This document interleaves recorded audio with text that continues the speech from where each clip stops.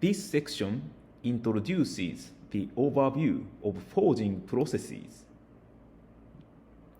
Forging is a processing method to form metal by applying a large force with a hammer or a press machine. In this process, the metal crystalline structure is deformed and becomes denser. So, mechanical properties such as strength and hardness are improved through forging. Forging has a long history. For example, Japanese swords have been made by forging since ancient times. The diagram illustrates the difference between the forging and machining.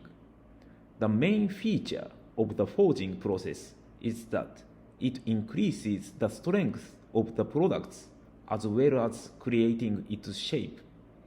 Forging normally uses a press machine. The difference between forging and pressing is that the thickness of the material does not change in pressing, while in forging, the material is deformed by changing its thickness. Steel materials with less than 2% carbon content are used for forging.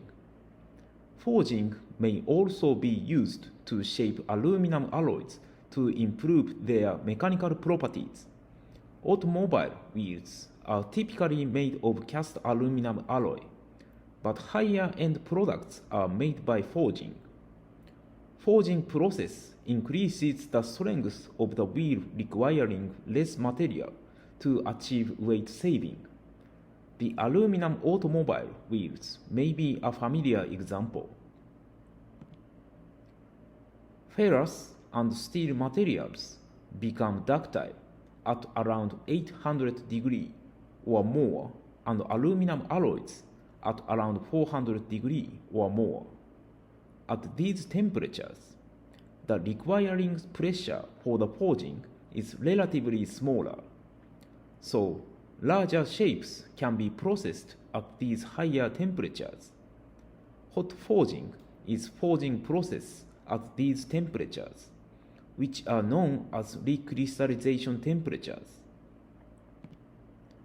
Majority of the forging products in the world are made by hot forging. On the contrary, cold forging is forging process at room temperature. Cold forging requires higher pressure and higher strength die, while it does not require heating, so processing at higher accuracy is possible. There are two types of forging methods: free forging and die forging. In free forging, heated metal is hammered into a desired shape with a hammer or press machine without using a die. Normally, this process is manually done. So, free forging much relies on the experience and intuition of the technicians. On the other hand, die forging processes materials by using dies. Dies are used in harsh conditions in both hot and cold forging.